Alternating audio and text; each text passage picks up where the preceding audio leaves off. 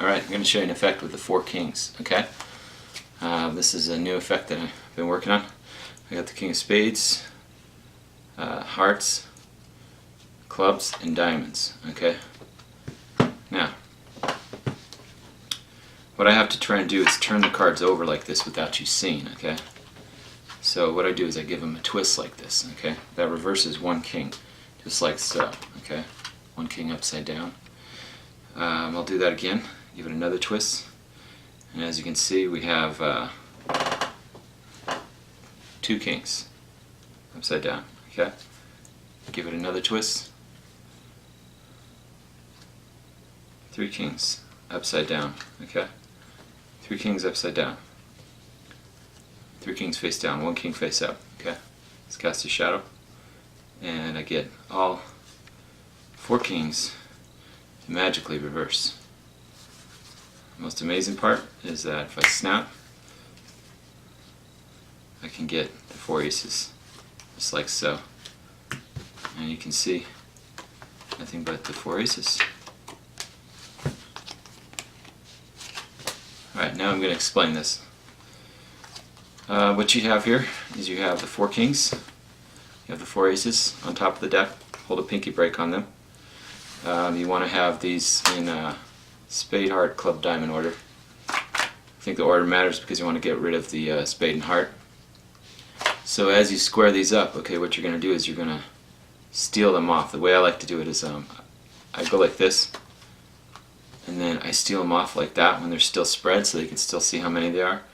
And then what I do is I steal off 1 more card doing the Marlowe Atlas here. The king of spades goes under, king of hearts. I then drop that on top so that I have those there, right? I then set the deck down here, being very careful not to expose that. In the left corner of the map, I then show, at this point it would be club and diamond, so then I could show the back. So then I would take and I would say, many magicians turn things over, and you want to watch the thickness thereof. What you actually have is you have the 4 aces and 2 kings on the, you have king of clubs face up, king of diamonds here, 4 aces in the middle.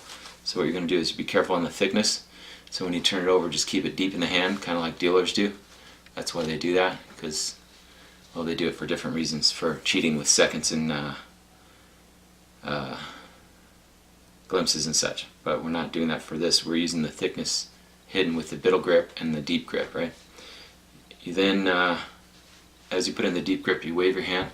You then make an Elmsley count, okay? Elmsley count. You want to be careful on the thickness, so you kind of do it quick as you go 1, 2, 3, and 4, okay?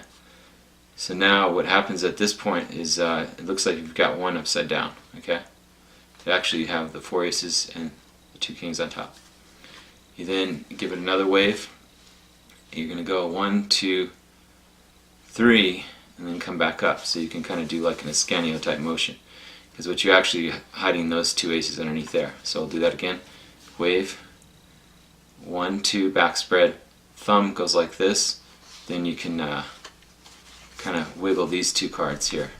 So it's kind of like an Ascanio. So it's pretty clean. Now, from here, from this Ascanio type action, you do another wave, you back spread 3, okay?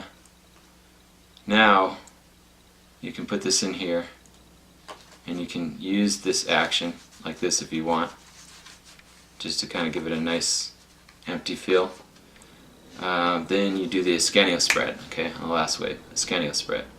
This is bottom, top, bottom, top. Okay, so it looks like they all turned over.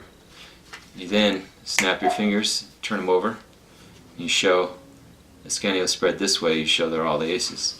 Now you put this to the bottom, and what that does is it puts the 2 kings there, and then you set these on top of the deck. Okay, then you say that is a really amazing trick of the aces, and then when you deal them off so they can inspect them, you've ditched over here. What you have in there is the 2 kings on top, and then you can clean that up. So there you go. It's a nice little reversed aces effect with a kicker. I mean reverse kings with the aces kicker.